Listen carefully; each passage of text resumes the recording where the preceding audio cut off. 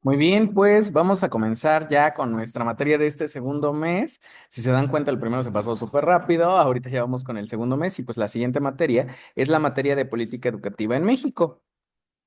Este es el temario que vamos a estar viendo, se divide en 7 unidades, la verdad está muy padre, pues por así decirlo, vamos a hacer una recopilación de todo lo que ha pasado dentro del tema político, dentro de la educación y pues vamos a ir viendo toda esta parte. Vamos a meter la parte de conceptos y definición de política educativa. ¿Qué es política educativa? ¿Nos puede ayudar, por favor, Oscar?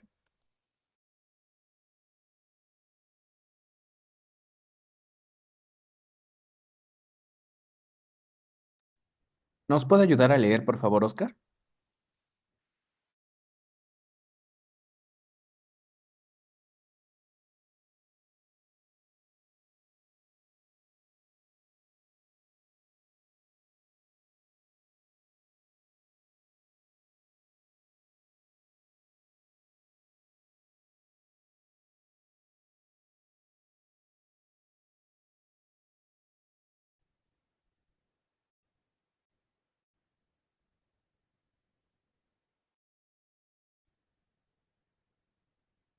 Se fue Sí, se había ido la señal, una disculpa. Ahora sí, Oscar, por favor. la educativa. Se busca garantizar el acceso, la calidad y la equidad en educación, así como promover el desarrollo integral de los individuos y la sociedad. Muy bien, muchas gracias. Si se dan cuenta en esta primera parte de la política educativa, está la parte de qué, de tomar qué, decisiones, ¿verdad? Estrategias y normas que ayuden a la educación y al Estado a fungir dentro de ella. ¿Por qué? Porque es importante ir mejorando. ¿Qué es lo que nos rige a nosotros? Pues los artículos, ¿verdad? Los artículos, el artículo tercero de la Constitución y demás, que nos ayuda a mejorar la calidad educativa y también las prestaciones y sueldos que tenemos como docentes. Vamos a ver los conceptos y definiciones de política educativa. Vamos a ver qué es política, qué es educación y qué es sistema educativo. ¿No lo puede leer, por favor, maestra Lisbeth?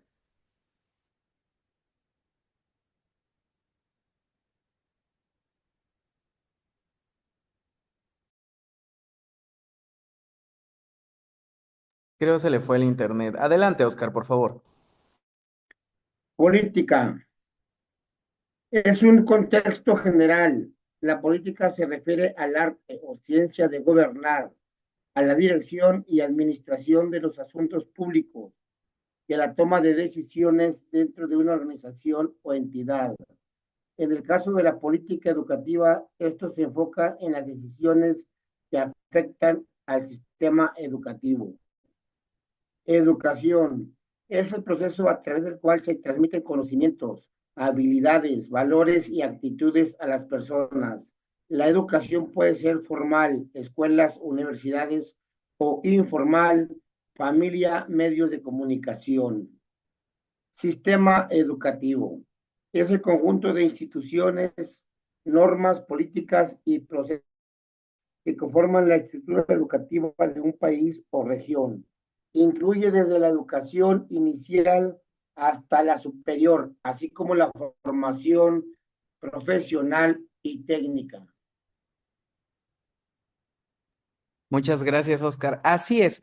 ¿Qué nos puedes decir que es para ti, después de haber leído esto, la política, la educación y el sistema educativo, sin necesidad de volver a releer lo que ya habías leído? ¿Qué es para ti cada uno de ellos?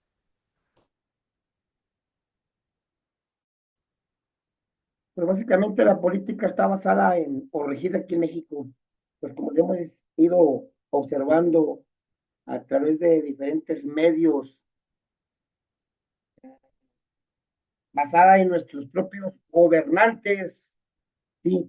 Que van dirigiendo el país o a los estados y donde cada uno de ellos, de acuerdo a sus funciones, van a tomar ciertas decisiones para seguir de una forma, pues, correcta y apegada a ciertos reglamentos o leyes, de acuerdo al plan que se establezca. Y la educación, pues básicamente van a ser aquellos valores adquiridos o que se están adquiriendo a través un proceso de aprendizaje y va desde la familia inicia y va siguiendo una secuencia lógica de aprender o la enseñanza que esté impartiendo alguna persona ya con cierto grado de o parámetros educacionales a una persona que no tiene cierta o no domina ciertas áreas. Y la última, el sistema educativo, pues conformado básicamente de las instituciones que van a estar pues distribuidas en diferentes áreas o regiones del país, e iniciando, así decirlo, hasta la profesional, un sistema educativo y cada área de acuerdo a sus propias expectativas que vayan conformando la misma, la misma enseñanza de acuerdo a los parámetros establecidos. Yo así lo veo más o menos. Muy bien, muchas gracias, Oscar. Es correcto dentro de todo esto, como lo dice usted, ¿verdad? La parte de decir, y esto de la política, pues viene a qué? La política ayuda a qué? A gobernar, a organizar, a llevar decretos, acuerdos, formas de convivir dentro de una sociedad. La educación, a su vez, ¿qué hace? Pues es un proceso. ¿Verdad? Un proceso donde nosotros como docentes enseñamos valores, actitudes, habilidades, destrezas, formas de convivencia y demás dentro de los alumnos. Y el sistema educativo es una corporación, una forma de que, de decir, esto es lo inicial y terminas en esto. Estos son los pasos a seguir para llevar este proceso llamado educación. Muy bien, vamos a ver los siguientes que son estrategias educativas, normas y regulaciones y el último que es objetivos educativos. Maestra Perla, ahora sí, ¿nos escucha? No sé si pueda leer lo siguiente, por favor.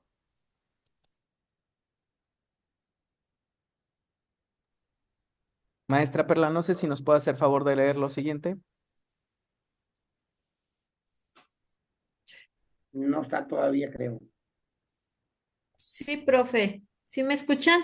Sí, sí, adelante, maestra. Dice, concepto y definiciones de política educativa. Estrategias educativas. Son los planes y acciones específicas diseñadas para alcanzar los objetivos de la política educativa. Estas estrategias pueden incluir la creación de nuevos currículos, la implementación de programas de formación docente, la construcción de infraestructura educativa, entre otras. Normas y regulaciones. Son las reglas establecidas por las autoridades educativas que deben ser cumplidas por las instituciones, los docentes y los estudiantes. Estas normas aseguran que la educación se imparta de acuerdo con ciertos estándares de calidad y equidad. Objetivos educativos. Son las metas que se buscan alcanzar a través de la implementación de la política educativa. Estos pueden incluir el aumento de la tasa de alfabetización, la reducción de la deserción escolar, la mejora de la calidad educativa, entre otros. Muy bien, después de haber leído, ¿qué nos puede decir sobre ellos, sobre los tres o cada uno mejor de ellos, maestra Perla, por favor?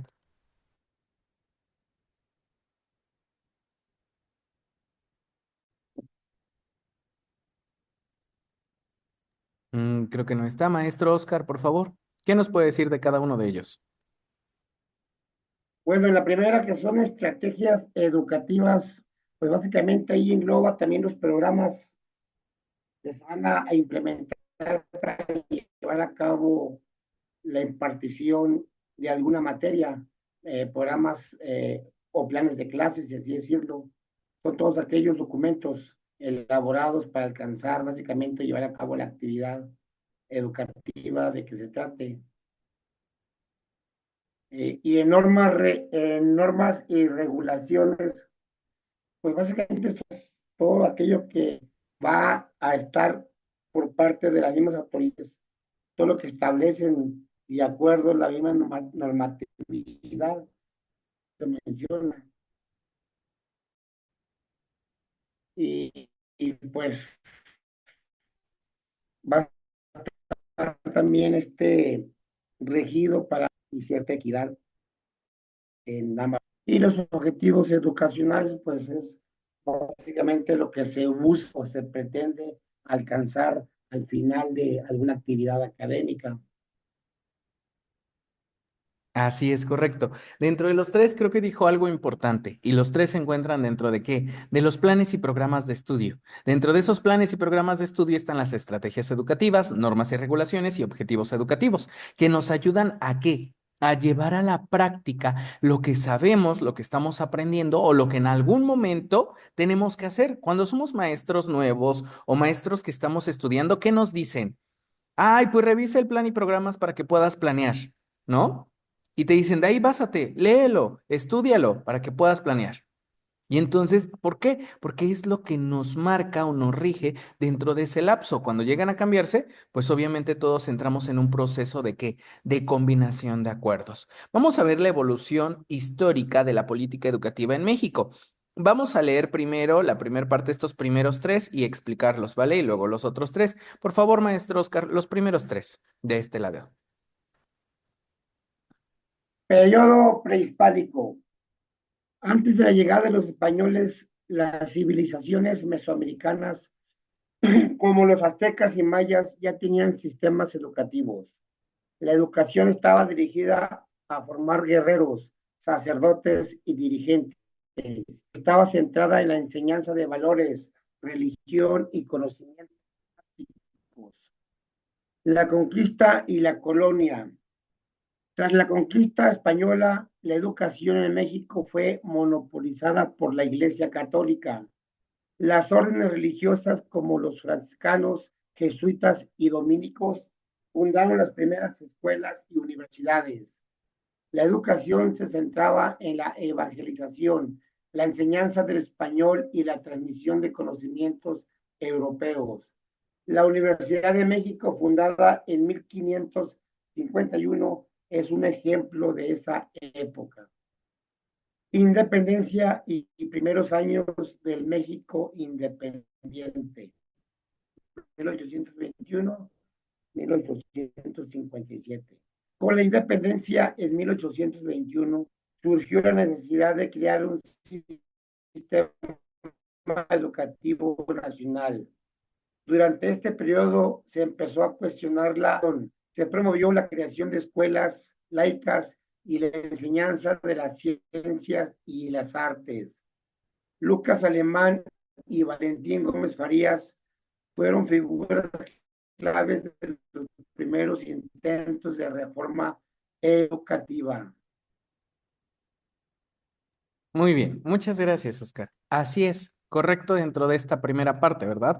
Nos podemos dar cuenta que en el periodo prehispánico, el cual pues fue de nuestros antecedentes, pues siempre, como lo dice ahí, era formar guerreros, ¿verdad? Lo importante antes eran las guerras, tener más registro de tierra que ellos iban gobernando y vencer a sus enemigos. De la misma manera, pues los sacerdotes, ¿quiénes eran? Los famosos brujos que en ese tiempo hacían limpias y demás para que se siguiera prevaleciendo lo de sus deidades que ellos admiraban, por así decirlo. Y el último, como dice ahí, bueno, mejor dicho, es los dirigentes. ¿Por qué? Porque aparte de formar guerreros o soldados, pues también tenían que formar dirigentes que fueran guiando los nuevos campos de civilizaciones que ellos formaban. Dentro de la conquista o la colonia, pues empieza la parte religiosa y entonces empiezan a formar nuevos, ¿qué? Lo que hoy conocemos tal vez como sacerdotes, pero en ese tiempo eran los franciscanos o los jesuitas, que eran como los frailes que ellos formaban para que fueran a evangelizar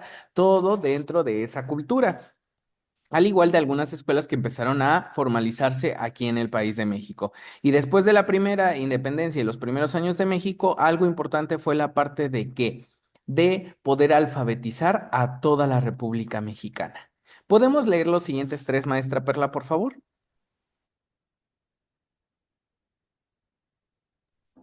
Sí, profe. La Reforma Liberal, 1857 y 1910. La Constitución de 1857 estableció la educación como un derecho y promovió la secularización de las escuelas. Durante el gobierno de Benito Juárez se impulsaron reformas que separaron la iglesia del Estado, afectando también a la educación.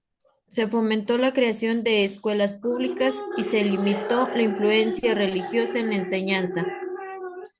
Revolución Mexicana y el posrevolucionismo, 1910-1940. La Revolución Mexicana trajo consigo una nueva concepción. Permítame, profe.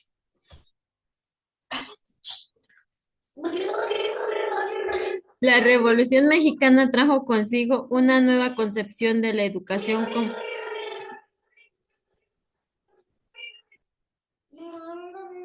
como un instrumento. Perdón. No se preocupe, maestra. Le continúo. Así son los bebés. En la parte de la primera reforma liberal, como dice ahí, está la primera constitución de 1857 que empieza a darle importancia a la educación y que marca, ¿verdad? Durante el gobierno de Benito Juárez, que la educación debe de ser un derecho obligatorio. En ese tiempo estábamos diciendo que era la parte de qué, de que por lo menos supieran leer, escribir y hacer cuentas, que era lo importante en ese tiempo en el gobierno de Benito Juárez, que empezó a decir, toda la República de Mexicana tiene que estar actualizada y tiene que aprender a leer, a escribir y a hacer cuentas. ¿Por qué? Recordemos qué hicieron los españoles cuando llegaron a México. ¿Empezaron a qué? A robarse tierras, oro y demás. Entonces, lo importante de Benito Juárez, pues era esa parte, ¿no? De decir que ya no molestaran a las personas por no saber leer o escribir, que era cuando les hacían los fraudes dentro de sus propios territorios. Después viene la Revolución Mexicana y entonces ahí viene que la actualización del artículo tercero en 1917, marcando ya como laica, gratuita y obligatoria. Ahí se consigue ya que la iglesia se separe al 100% de la educación. Y entonces ya como educación laica ya no necesitamos que meter, ¿verdad? Cosas de la iglesia a nuestros apartados. Claro está, hay escuelas religiosas que sí se dedican a eso, pero por eso dice escuela religiosa. ¿Por qué? Porque aparte de dar las materias, por ejemplo, básicas, español, matemáticas y demás, aparte también dan la escuela de la fe que se ve durante todos los días de clases. Después está el milagro mexicano y el desarrollo estabilizador de 1940 a 1970, que es durante este periodo, ¿por qué se llama así? Por la parte de que se expandió significativamente el crecimiento económico del país. Y al haber nuevo crecimiento económico, empiezan a crearse más universidades dentro de nuestro país y en esa parte empiezan a estudiar más personas y empiezan a alcanzar pues la parte de nuevos licenciados, nuevos ingenieros y demás. Vamos con las siguientes cuatro, por favor, Oscar. ¿Nos puedes hacer favor?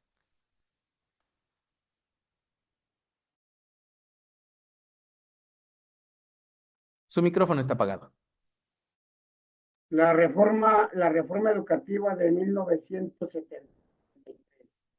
Luis Echeverría, como presidente, impulsó una reforma educativa que buscaba democratizar el acceso a la educación superior y mejorar la calidad de la educación básica.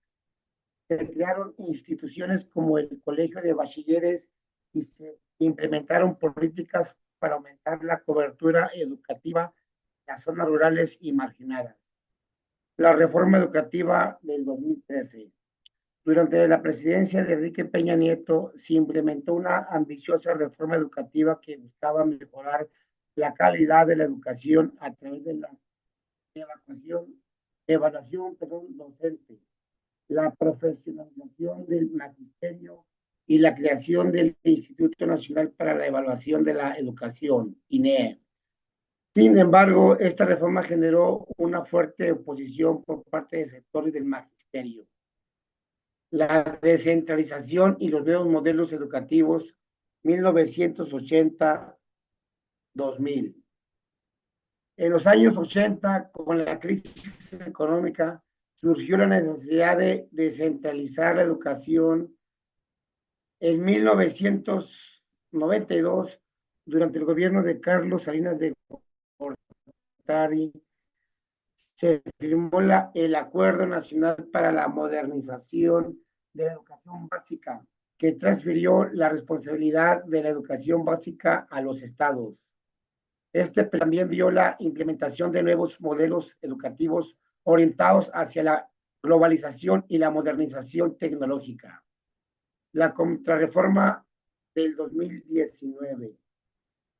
En 2019, bajo el gobierno de Andrés Manuel López Obrador, se derogó la reforma educativa del 2013, eliminando las evaluaciones obligatorias para los maestros y redefiniendo las políticas educativas en favor de un enfoque más inclusivo y humanista, buscando recuperar la educación como un derecho universal sin condicionamientos laborales. Muy bien, correcto. Y aquí viene lo más fuerte, ¿verdad? Lo que tal vez ahorita me puedan decir que ustedes, como personas jóvenes, están viviendo o vivieron en cierto momento. Vamos a ver la parte de la reforma educativa de 1973. Creo que en esta parte, pues, vino a impulsar lo que es la educación media superior, lo que es el bachillerato, porque esta reforma impulsó esa educación, que debería de ser que algo mejor para los estudiantes. Y es por eso que dice que se crea el colegio de bachilleres. ¿Por qué? Para las zonas rurales.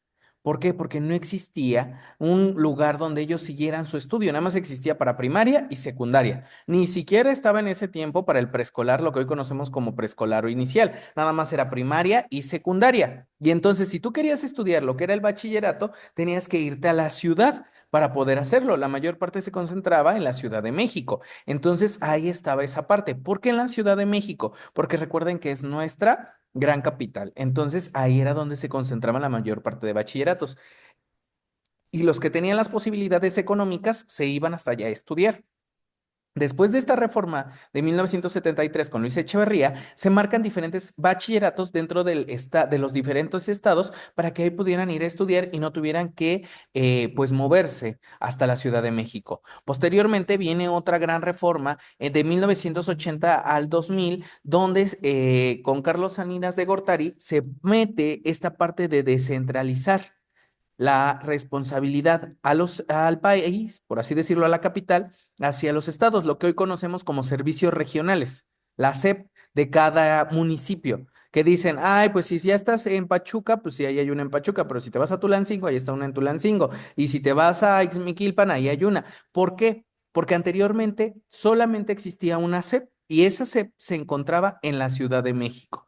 Posteriormente empiezan a decir, no, es que imagínense los que vienen desde Yucatán. Para hacer un papeleo tenían que viajar desde Yucatán hasta la Ciudad de México. O los que estaban hasta Chihuahua, de Chihuahua tenían que viajar hasta la Ciudad de México. Y entonces era muy estresante, porque imagínense, si ustedes iban a dar el alta de un alumno, por ejemplo, Oscar decía, ay, pues me toca dar el alta de un alumno. Imagínense todo lo que tenía que viajar, a veces perdía días, semanas o meses para poder llegar a la Ciudad de México, dar el alta y regresarse nuevamente para seguir dando clases. Entonces nos damos cuenta que era muy pesado, pero con Carlos Salinas de Gortari se descentraliza esa parte de la educación y entonces se empiezan a crear los famosos servicios regionales o las SEPs para cada uno de los estados. Posteriormente, en la reforma educativa del 2013 con Enrique Peña Nieto, creo que tuvimos una desventaja. A los maestros o maestras que les haya tocado hacer esta parte de la evaluación que se crea para docentes por el famoso Instituto Nacional para la Evaluación de la Educación, el INEE, pues nos damos cuenta, porque les puedo decir que nos tocó hacerla, pues era un examen muy complicado o muy tedioso. No sé si a usted le tocó hacerlo, Oscar. No, Ni lo muy bien. conocí. No, sí, no. Ok, maestra Perla, ¿a usted le tocó hacerlo?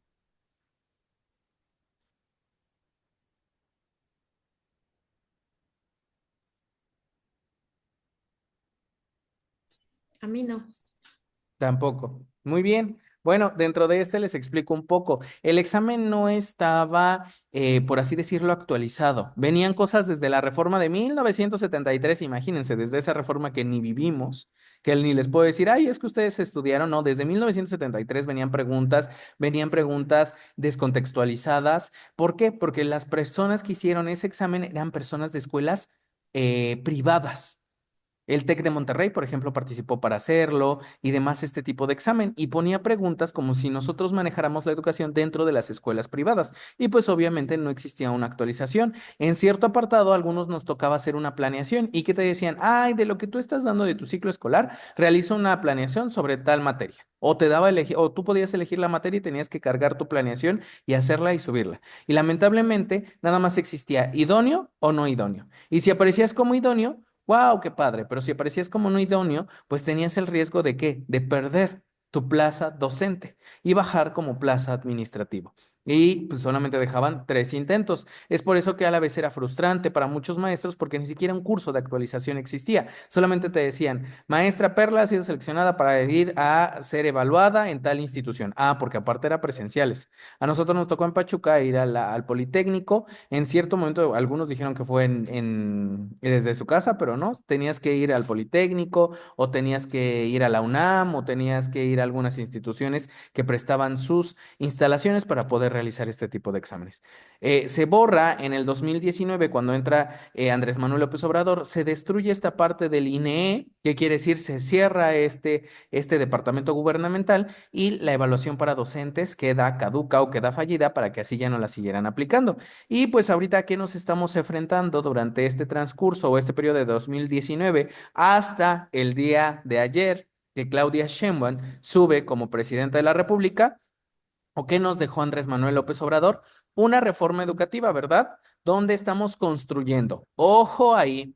¿Por qué? Porque no podemos decir que ya contemplamos bien el plan 2019, que ya lo sabemos llevar, que ya lo llevamos a la práctica. No, todavía estamos en que en adecuaciones de acuerdo a los perfiles que estamos revisando, a cómo lo estamos llevando. Recuerden que llevamos 2 años de práctica. Este es nuestro segundo año, por así decirlo, de práctica. Y entonces estamos evaluando por proyectos, de la parte humanista, de la parte formativa y demás. Ojo en esa parte, que nadie les diga, ay, es que yo ya domino este plan 2019. Nadie lo puede dominar. Hoy en día salió hasta nuevos libros para algunos grados o ciclos escolares. Entonces nos damos cuenta que esta nueva reforma viene muy fuerte y muy poderosa. ¿Por qué? Porque está sacando todavía más material. Y entonces yo les puedo decir que ahorita dentro del gobierno, tal vez de Claudia Sheinbaum, podemos ver que con nuestra nueva presidenta, pues se va a llevar a cabo todavía esta reforma educativa y pues vamos a ir aprendiendo de la mano de todos. Vamos a ver los principios rectores y objetivos de la política educativa. ¿Puede leer, por favor? Ahí, permítame. Los primeros 4, maestra Perla. Lo que es equidad e inclusión, calidad educativa, gratitud y accesibilidad y pertinencia y relevancia. Por favor, maestra.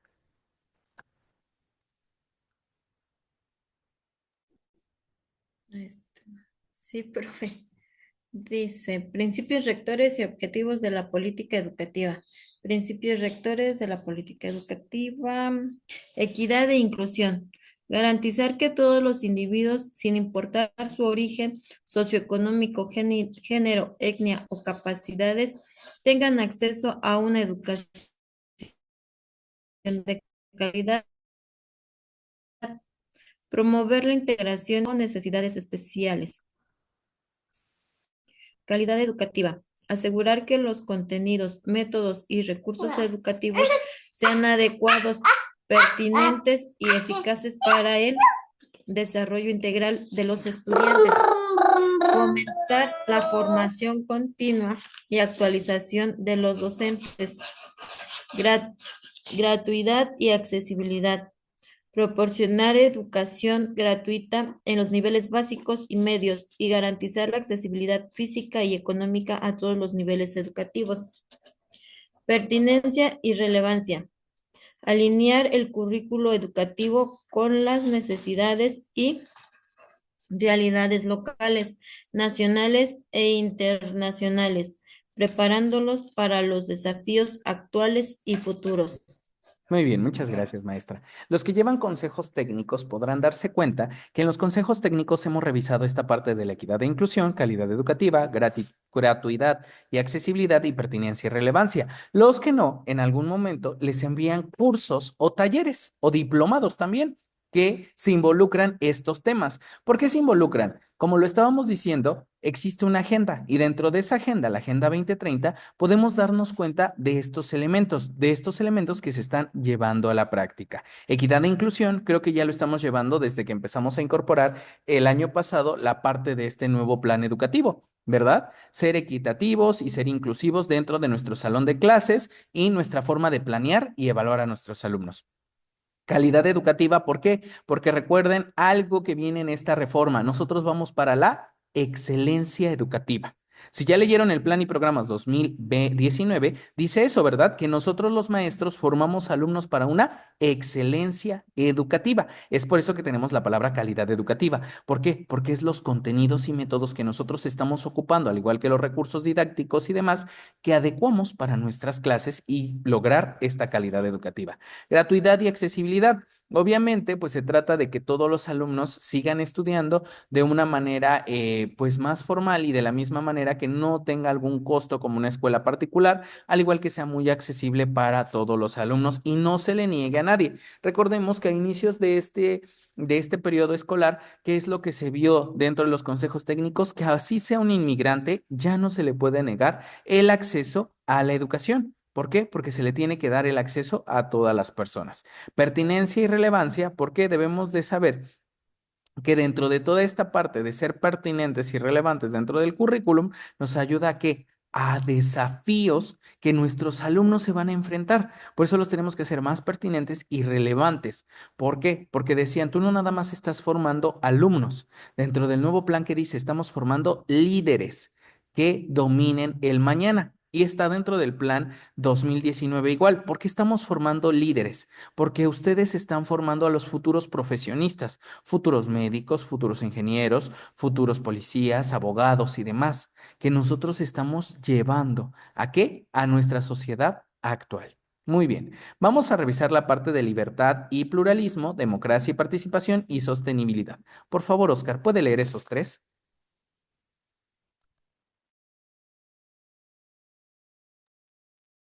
Libertad y pluralismo. Respetar la libertad de pensamiento, conciencia y religión en educación, promoviendo un ambiente de respeto por la diversidad cultural y de ideas. Democracia y participación. Fomentar la participación de todos los actores de la comunidad educativa, estudiantes, padres, docentes, administrativos, en la toma de decisiones. Sustenta, sostenibilidad. Incorporar la educación para el desarrollo sostenible, promoviendo la responsabilidad ambiental y la conciencia social.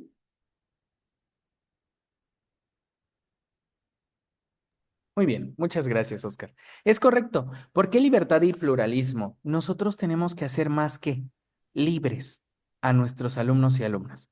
Un claro ejemplo ahorita lo tenemos como la primera representante mujer dentro de ser nuestra presidenta, que tomó posesión el día de ayer. Y tenemos que seguir, ¿qué? Potenciando a nuestros alumnos y a nuestras alumnas. En algún momento, revisando una lectura de uno de los libros que tenemos, decían mis alumnas, ¿por qué es importante que estudiemos, maestro? Les digo, ¿por qué? Porque como mujeres en algún momento, ¿qué decíamos? ¿O qué decían? No vamos a estudiar. ¿Por qué? Porque yo me voy a dedicar al hogar. Y como me voy a dedicar al hogar, a los hijos y a la familia y al esposo, pues no tengo que estudiar, ¿verdad? Hoy en día no es así. Hoy en día tienes la oportunidad de trabajar en lo que tú quieras, al igual que un hombre, y al tener los estudios para tener las herramientas necesarias para seguir adelante. Y entonces ahí está esa parte, que nosotros como maestros debemos de darles que esa libertad de ser lo que ellos quieran ser, ¿verdad? Y ellas también, como lo dice, tal vez lo dice Barbie, pero es cierto, tú puedes ser lo que quieras ser en algún momento. Democracia y participación. ¿Por qué democracia y participación? No importa en qué área estemos, pero siempre debemos de participar en la parte política de nuestra carrera. Porque si somos maestros y participamos en la parte política, ¿es para qué? Para mejorar nuestros sueldos, para mejorar nuestras prestaciones, para mejorar esa libertad de tener un salario digno como maestros o maestras que somos. Y entonces nuestra participación dentro de ese pleno pues ayuda a garantizar mejores resultados. Sostenibilidad. ¿Por qué sostenibilidad? porque es promover la responsabilidad al medio ambiente y esa conciencia social que debemos tener hacia lo que nos rodea o hacia lo que en algún momento no hemos convivido y vamos a convivir. Nos desconectamos y nos volvemos a conectar, por favor.